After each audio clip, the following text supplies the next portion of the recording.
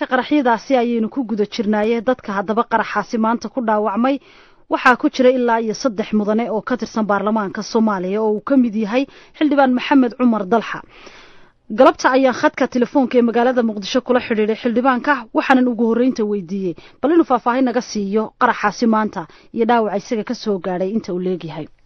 Zara waa maadsantahay adiga VON oo aan salaamaya iyo dadka Soomaaliyeed guud ahaan meel ay joogaanba wal macaan dhaawac yar oo hadda wax la sheego aanan ahayn ayaa dhacdadii murugada lahayd maanta waxa iga soo gaaray yihiin ayadoo firir yar oo iga saray ma aragtay boqonta wax weyn runtii aanan ahayn isla markiina aan gurigeyga aan kusoo laabtay gaarigeygana gurmadka dadkii meesha la qaaday uu qayb ka ahaa marka alxamdulilah ilaahay mahadii mucaamaladaasi kulleyba dad baa wax ku noqday dad Soomaaliyeed oo isugu jira Suudiyiin golayaasha dawladda ka tirsan iyo niman iyagana kulleyba qeybaha ururada bulshada iyagana ka socday rag iyo dumar bale marka intii dhimatay ilaahay u naxariisto intii hadda ka badbaaday ama dhaawac gaarayna runtii ilaahay ka bogsiyo ayaan leenahay waa tahay xildhibaan goorma ayay ahayd saacadu qiyaastii waqtiga dhaawacu soo gaaray ee qaraxu dhacay gaar abaarihii 10 iyo xoogaa ay ahayd munaasabad oo loogu dabaaldegayay aasaasidii sanad guurada TV-ga qaranka ayuu ahaa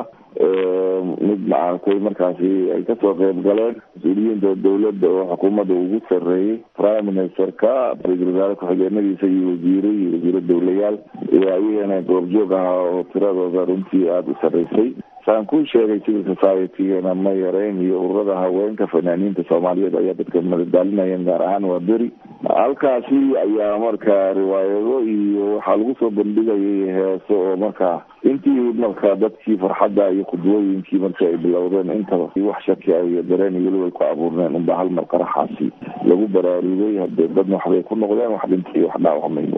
aniga safkii hore dadkii ku haray baan kamid ahaa marka ra'iisul wasaare khudbadii bilaabay isagoo kaftamayo ayaa hal mar waxaa lagu maaragtay baraarugay qaraxaasi horta waxaan arkayay xubno golaha baarlamaanka uu ka mid yahay xildhibaan Mawlid Macaani Maxamed oo shaarkiisii dhiig maaragtay soo gaaray xildhibaan kale ayaa isagana sidoo kale ayaan maaragtay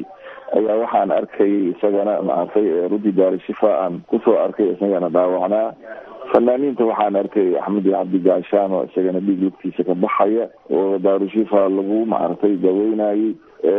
maqalkana markii dambe dhinacyada golaha wasiirada maartay waxaa la ii sheegay wasiirkii qorsheynta oo asaga midkii bidixdeeda fadhiyay markii dambena uu kacay asaga iyo wasiirka caafimaadka maartay labadoodaba oo saakina uu soo galay inay ii sheegeen inay iyana xoogaa firir uu soo gaaray dhinaca dawladda gaar ahaan golaha xukuumadda intaasaan maqlay ayaan ka maqlay laakiin waxaan aad uga xumahay niman aan saaxiib wada ahayn sportiga runtii ku magac lahaa aadin Warowish iyo Saciid Mugambi in lagu yiri waa ku geeriyoodeen ilaahay rabbi naxariistii jannaha ka siiyo waatay xildhibaan marka miya la arkay qofka qaraxa geystay rag iyo dumar waxa uu ahaa ma banaankaas lagaga soo tuuray qaraxa mise gudaha ayuu ka dhacay yaala qaraxa sida dadka badi isku wada waafaqsan yihiin gudaha ayuu ka dhacay waxaana la tirinayaa inay fulisay gabar ay caadi uga soo gashay albaabka weyn ee golaha murtida iyo madadaalada safafkana maartay kan labaad iyo kan saddexaad kulli garan maayo meel ay soo gaartay halkaasi inay ka kacday operationkan ay fulisay dad anaga arkeen sugaya ayaa waxa waaye wax badan maartay arrintaasi aan aragnay iyaga oo tilmaamaya gabadha iyo qaabkay ahayd marka xildhibaan gabadha ma waxa la filayaa inay markay qaraxa fulin doonto ay soo gashay mise marka horeba xilligii dadku soo galayay bay soo gasho way fadhiday kuraasta gabadhu waxa adiga kullayba dadka sida ay qaarkood ay lahaayeen markuu prime ministerka u yimid kadib waan gartay marka xildhibaan dadku intooda badan waxay isweydiinayaan ma ammaanka goobtan adkeyn dadka miyaan la soo baadhaynin soo galay maadaama mas'uuliyiin tira badan iyo dad shacab isugu yimaanayay munaasabada wallahi macna waxaan waa wax soo noqnoqday oo runtii u baahan maaragtay in wax badan la iska weydiiyo waxaa yeelay dhacdooyinka oo kale niman sidaas oo kale wasiiraha dad xildhibaanaha dad